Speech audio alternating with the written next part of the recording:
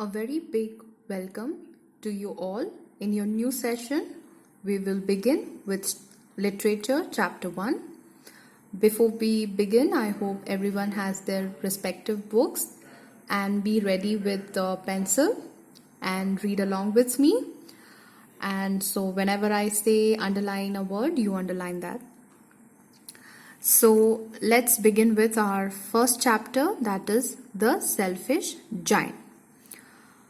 Before we start, let's understand who is a selfish giant.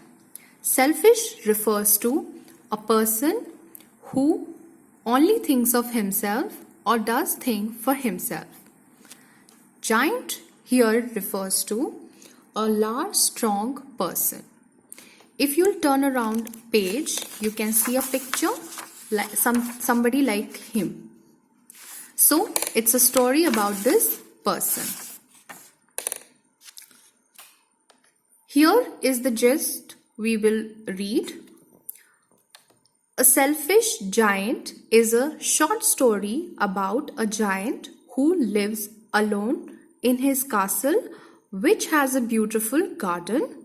He is selfish, dislikes children, but when spring refuses to visit his garden, he learns to appreciate children and grows to love them immensely.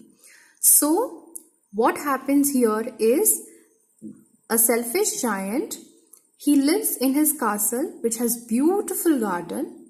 He is selfish. He only thinks of himself and he doesn't like children. But what happens in this story, we will find out that he end up learning loving children a lot. So, before this, underline here Oscar Wilde. He is the writer of this story. Every afternoon, as they were coming from school, the children used to go and play in the giant's garden. Like you all, here also children like to play. All the children loves to play. Here also, after school, the children went to play in his garden. In the next paragraph, the author has described about the beautiful garden of the selfish giant. What it says? It has a large, lovely garden with soft green grass.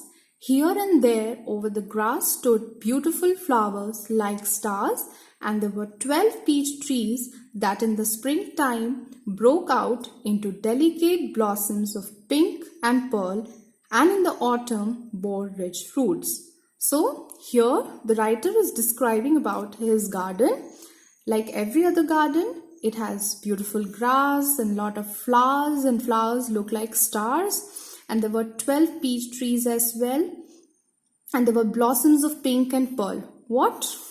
Blossoms here, if you see here the meaning is given. So here is the description about the garden, and here you see how happy we are. They cried to each other. The children were so happy playing out there.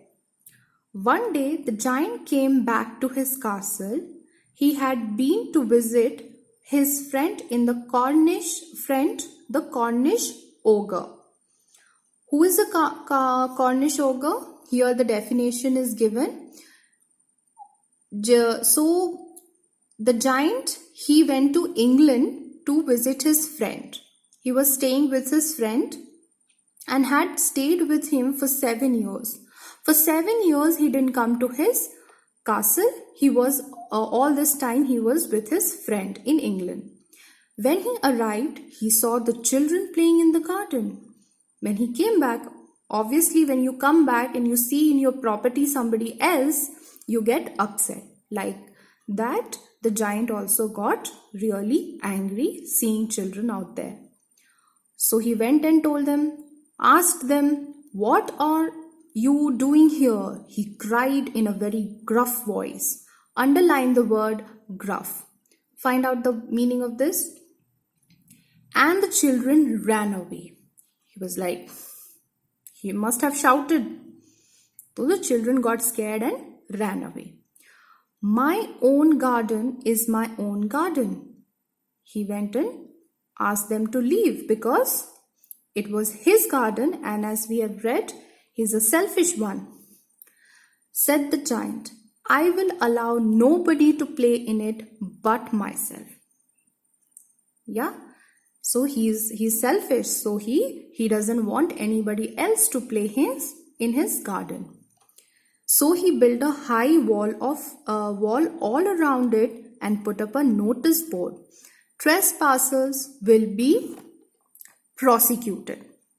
So he went on building high wall around it, like a boundary all around his castle, and also he has put up a notice board saying trespassers will be prosecuted.